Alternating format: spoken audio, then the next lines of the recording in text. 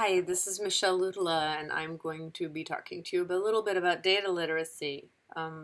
We have three essential questions for today's lecture. Um, so, isn't data literacy just another literacy? So, what's unique about teaching data literacy, and how does data literacy transform learning, and how can my own data literacy support my library program? So, I've kind of chunked this. So, the first element is finding data. So, for teaching students how to find data, we have an institutional New York Times subscription at our high school, and it's only accessible on campus. But one of the things we really try to explain to them is that there are some times when it's really helpful to use the news website, and there are other times when it's useful to just use a database to go get articles. So what do you get from a newspaper website that you don't get from a database? And this is really important. So one is multimedia, and that includes a number of video recordings, but also interactive pieces. You can look for your topic.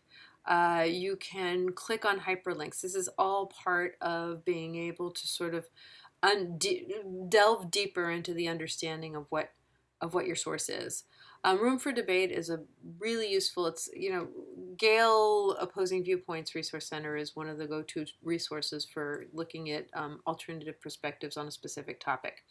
The New York Times Room for Debate is really an excellent product that does more or less the same thing. It's just on a much smaller range of topics because they've only been doing it for a handful of years, and Opposing Viewpoints has a long legacy going back to print resources back in the day.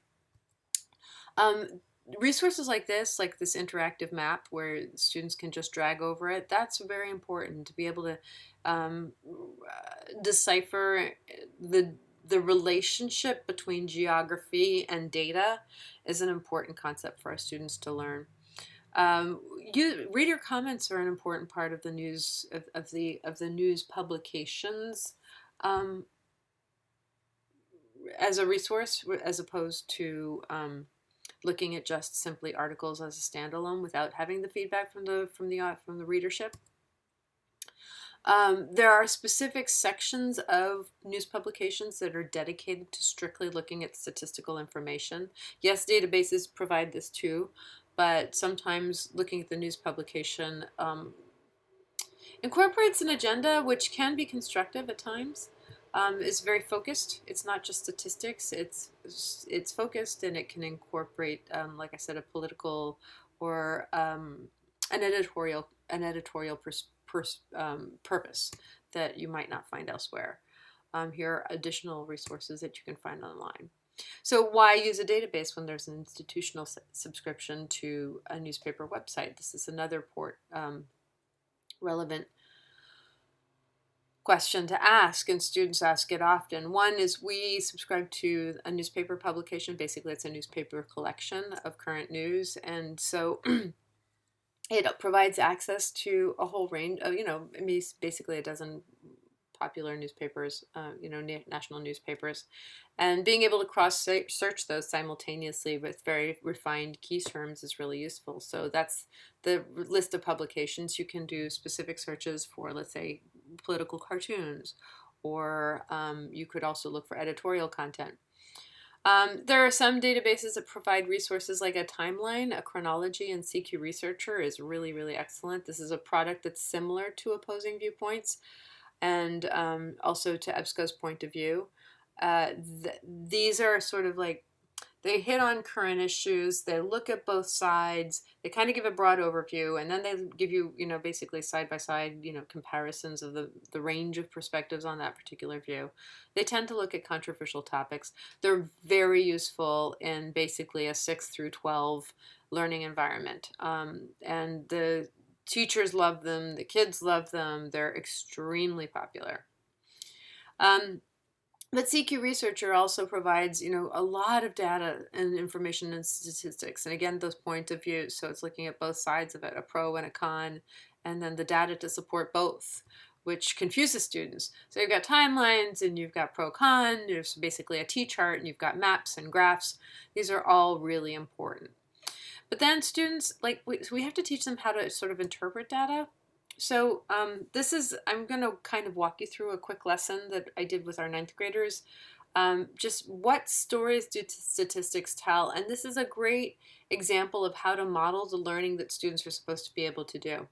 So for our students, I'll just briefly explain the project. What they were expected to do was they read chapters from Jared Diamond's book Collapse, why societies choose to fail, um, and why some societies choose to fail.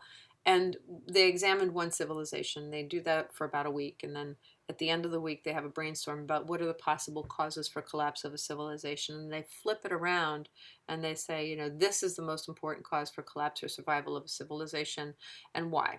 And so they have to look at these, but what they have to do is look at statistical information to help understand the relationship between that cause and the actual collapse of a civilization. So the overarching essential question is, are we doomed because we're replicating a number of the behaviors that the collapsing civilizations had? So what we tried to do was, the teacher said, they don't understand how, when they're looking at statistical information, how to extract a story from that.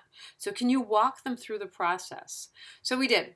So they had to look at this through the lens of politics, economics, religion, and environmental causes, or politics, economic, social, and environmental causes for collapse of civilizations.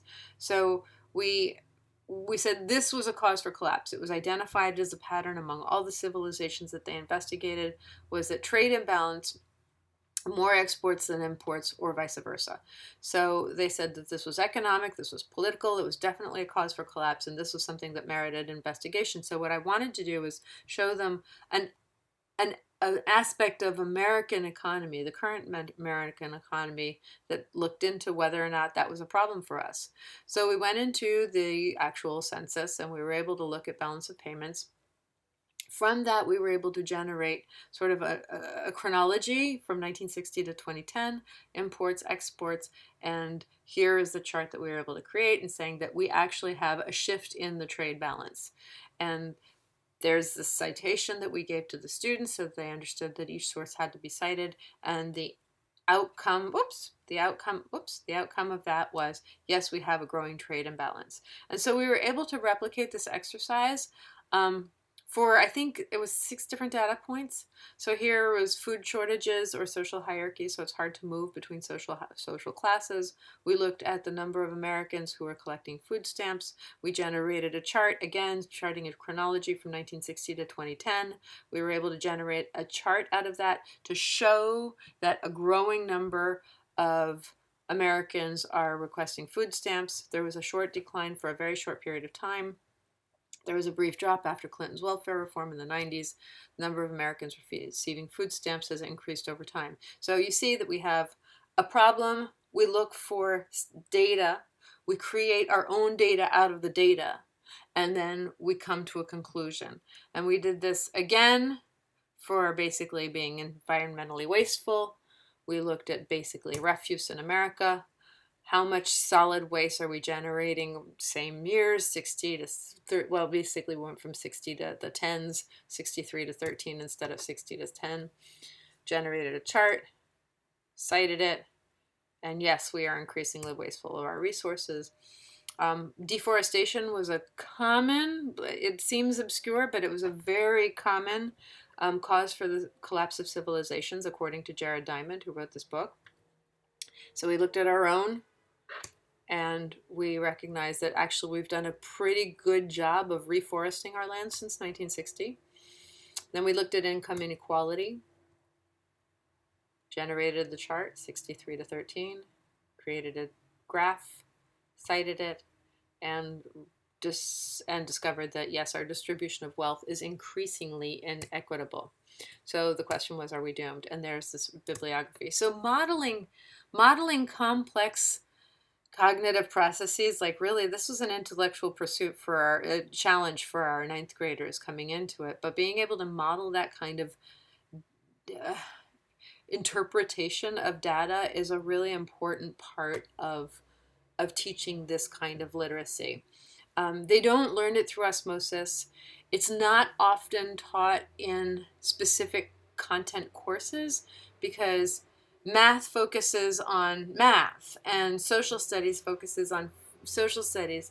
But this is an interdisciplinary skill in many ways, and to be able to mesh the learning that happens in one discipline with another discipline does not necessarily happen naturally for students. They tend to, oh, I finished my math homework, I'm done with that, and now I'm going to go do social studies homework. And they don't really bring over what they learned in math into social studies and say, wait, if I looked at this mathematically, if I looked at the set of societal conflict with a mathematical analysis, it would make so much more sense to me, and it would actually lend evidence to what I'm reading, but they don't tend to make those connections. So it's really up to us as the librarians to draw them from one discipline to another. We are the common thread among all of their disciplines and all of their learning. And granted, I'm speaking about this completely in high school terms. I appreciate that that isn't necessarily happening in the elementary school, because in an elementary school, the teacher, the classroom teacher, is usually the common thread between all of the disciplines, which helps them to mesh one to another, but not necessarily. And it's important for even the elementary teacher to know that this is a problem that happens later on, because the earlier students can be sort of guided towards making those interdisciplinary connections, the better off they will be when they get to high school. And we're all growing the same learners. We all want them to become successful in citizens and college and career ready. So even though it might not apply to your direct workday, it will definitely apply in their lives, and it will play a role in their lives. So if we can help guide them through that, we're doing a good job. So data mashing is what I've called this new thing, and I'm basically borrowing Dr. V's term of mashing, but I really think of this as, we have some databases that I find are absolutely extraordinary for doing this. So one is Statista. And what I like about Statista, here's Syrian refugees, and you can basically extract several different data sets. So in this case, I was looking for Syrian refugees, but I was trying to draw a comparison about Afghan refugees versus Syrian refugees, and if there's change over time. So we were looking at this data. What's critical here is that export to Excel. And so what I was able to do was look at 3 different data sets and put them all into an Excel chart, because you can export them as Excel. So all I had to do was sort of like copy and paste columns and bring them all into the same thing. And you export it to Excel, bring in the extra data sets, and generate a chart that really can help the students create their own new learning about a topic. It's not like they took one chart, they took several charts and basically were able to bring them together. This is an important part of data literacy, is being able to make these connections. Here's another tool we use. This is Social Explorer. What it does is it takes American Census data and it puts it out into really visual forms. So most often maps. So in this case, we're comparing owner-occupied housing units of more than $1 million versus owner-occupied housing units for less than $20,000, and you can really, and it's organized by zip code. So we're doing basically comparing the very high end versus the very low end populations of America, and looking for some kind of a geographic pattern. And then we did the same thing then we started looking at a correlation between a level of education and the housing prices. And then we did it with basically master's degree or more and less than high school. So we were starting to look for patterns, we were starting to look for patterns that might help students look at the relationship between education and income. If the indicator of income was the cost of your house. We've had them look and do a lot of analysis of crime rates and income. This is something that they study a lot in the junior year in our schools. So being able to look visually at statistical information is an important part of data literacy. And a number of online newspapers use these kinds of maps. I mean, basically interactive maps is a really important part of, I know that the New York Times does it a whole lot. I showed one earlier, particularly around elections, but I'm finding that they're used more widely now. I find that this is particularly for specific kinds of learners, like these visual learners. They may look at a set of a spreadsheet and be able to make no sense of it, but then they can look at this and see the story, and that's magical. This is another, and this is public opinion survey, change over time. So this is a database called Roper iPoll, and it examines public opinion surveys from 1930s to now, and this is mostly American surveys. So Gallup, New York Times, ABC, basically the polls we all hear about, Quinnipiac, are all part of this database. So here we wanted to know how Americans felt about U.S. involvement in Afghanistan, military involvement in Afghanistan, starting in 1987. So here's 87, 2001, 2003. 2006, 2009, 2013, 2015, and the questions vary slightly, but for every one of them, there was like definitely a yes, we believe that we're doing the right thing by getting involved, and no, we aren't. So we were able to sort of interpret from the questions some kind of a consistent pattern about yeses and nos, so support or oppose, so to speak, and we were able to generate a spreadsheet out of that and turn that into, this is a story. Like, how did Americans feel? Well, what happened in 2001? Then we got involved in the war, so it was 91% wanted to see us involved in Afghanistan in 2001, shortly after 9/11, but that shifted radically when we started actually sending our young folks over to fight in those wars and started seeing the casualties coming down. It got a lot scarier. So it's a very different story, and very interesting way to tell the story. And students find creating this kind of meaning out of very basically passive learning experiences to be able to generate their own learning out of it, their own original ideas, their own statistical analysis, and say, wow, that's amazing, being able to do that. So I wanted to talk a little bit about professional development data. So, it's not just for information literacy instruction, but it can also be really helpful for you as a subject of teacher evaluation. So this is what I did a year ago. January was, I didn't feel like writing a narrative, truthfully, for my mid-year reflection. So I actually chose to tell the story in data. So I sort of compiled how I was spending my time by doing a record of how I was dividing up my time, and I put it into 6 categories.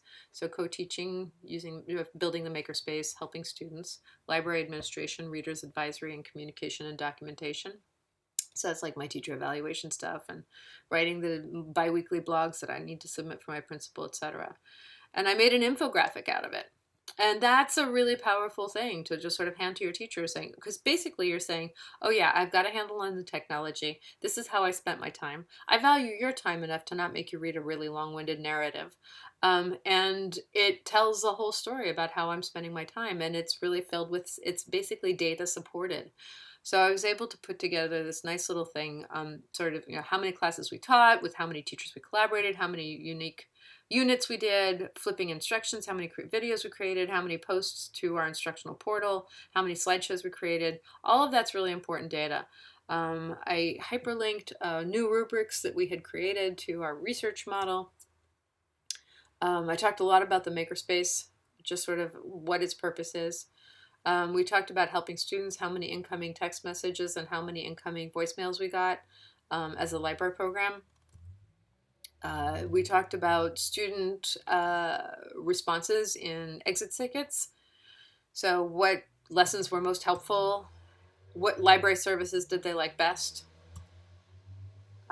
We took their open-ended questions and turned those into word clouds. And then, sort of like the rest of how we were spending our time, we broke it all into how, 8% on library administration, 8% readers advisory, 8% communication. What does that actually entail? And then we talked about professional development, how we spent some of our time in professional development. So that's a very useful tool. Lots of us put together digital media or, digital versions of our end of year report for the superintendent. This is a very powerful vehicle to sort of tell a story very quickly and succinctly and visually appealingly, that is data supported, to educate your bosses about what it is that you're doing with your time. It's a common question. A lot of people don't know how we spend our time, so that's a great way to do so. More on data literacy. There are a whole number of, I remember, the virtual conference, which is coming up, I believe, in 2 weeks. The archive to last year's, sorry, I'll try this again. University of Michigan, under the tutelage of, or under the guidance of Kristen Fonticaro through an IMLS, which I should know what that stands for, but it's a huge grant that supports amazing projects, and they are running virtual conferences, and this is year 2 of this data literacy conference, and I strongly encourage you to watch the archives from last year, and also to participate, if you can, on July 20th and 21st, 21, between 12 and 5 Eastern Time. So that's really great. All right, this is my summing up. Data literacy is overlooked in education, which is why it's especially important for us as school library programs to address it in their instructional programs. And data literacy helps students think more critically about what they read and they learn. It really promotes inquiry, investigation, and synthesis, and it challenges students to develop skepticism in a good way. And learners with strong data literacy skills can mash up different data sets and create new learning. So this is the kind of learning that reaches much sought after transformation in learning. So the redefinition part of SAMR, so that far end of the right spectrum, and creation in Bloom's taxonomy. So on the professional development front, data literacies can help advocate for budget and for personnel and support for one's library program, and to help document effective teaching in teacher evaluation programs. So thank you for listening, and I'll see you, you'll hear from me again in next week, I believe. Yep.